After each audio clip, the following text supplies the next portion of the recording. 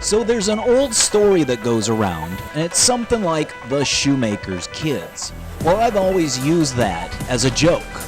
I've always made reference to mechanics drive the worst running cars, bankers can't balance their own checkbooks, and aquarium service people have the dirtiest aquarium.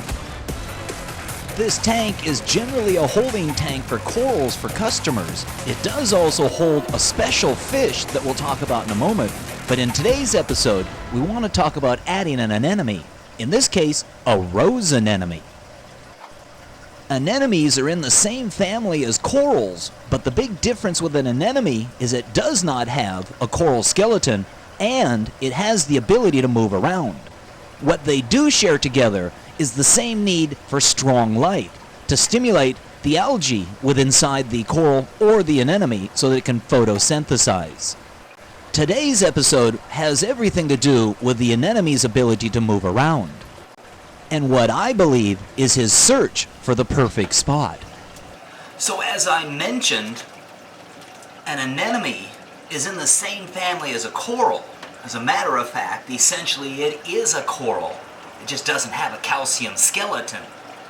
It's essentially a bag of water. And because it's a sack or a bag of water, it's going to contain a water of a certain water chemistry within inside itself. And that may not necessarily be the same water chemistry that's outside itself. So in addition to allowing this bag to float so that the temperature of the water in the bag becomes the same as the water in the tank, we want to open up the bag and dip some of our new water, the water that the anemone is going into the bag. We're going to try to refrain from introducing water from the bag back into the tank because the animal's been in there all day and we don't need him introducing his business into that water back into our tank. But the point is we want to begin to introduce water from our tank into the bag where the jellyfish, where the anemone is at. That way he can become used to the variations in water chemistry. So what we're going to do is simply open up the bag and dip it down so that we can capture and introduce some of our water into the bag.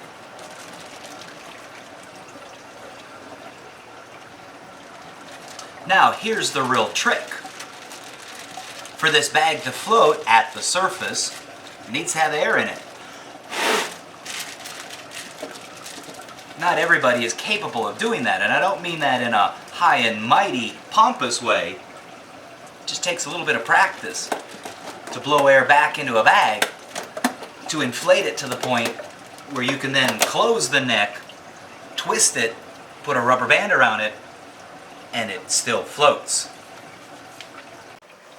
So an anemone is essentially a bag of water, a glove of water, consisting of a foot, which is how it attaches to things, a column, and the oral disc, where the tentacles and the mouth are.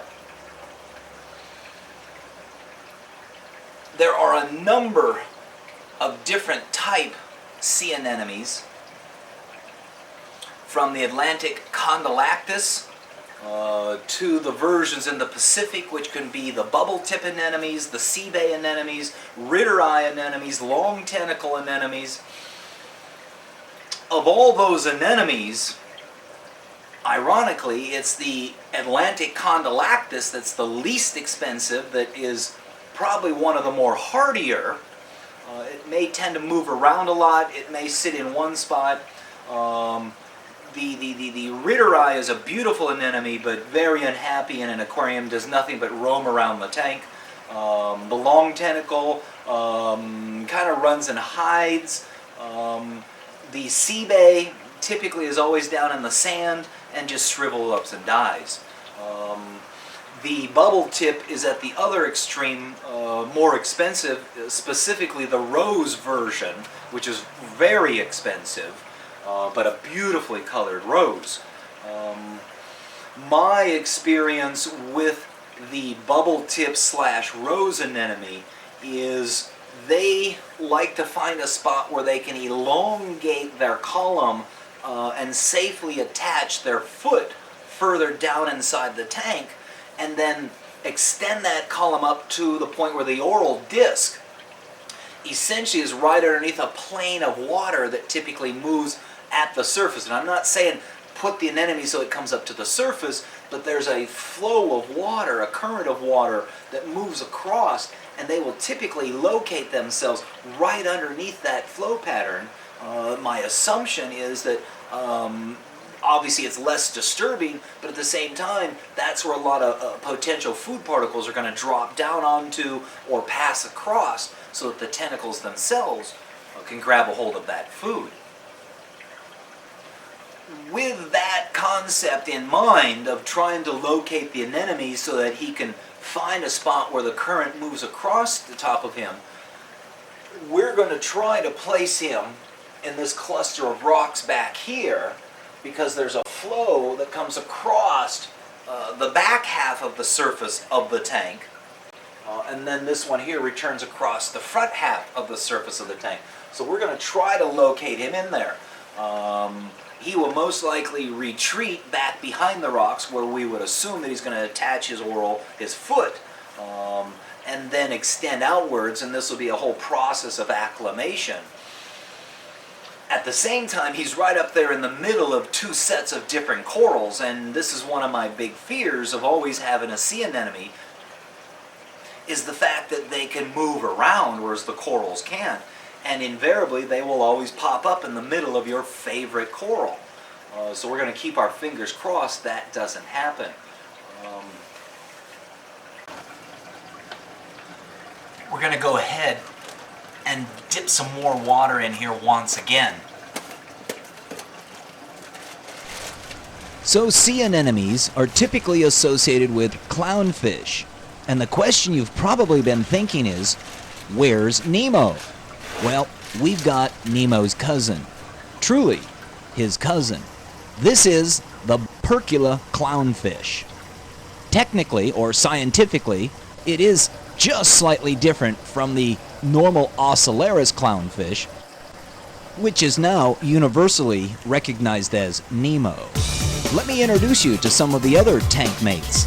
This here is a lemon peel mimic tang, and here is the corporate mascot, the resplendent angel. You'll notice this fish appears on the back and fronts of all the t-shirts that Aquarium Design wears. This rare beauty, only 1.5 inches long, if you were able to find one available today, would be well over $1,000. And no, she's not for sale. Join us for part 2 as we release the anemone and follow her around the tank.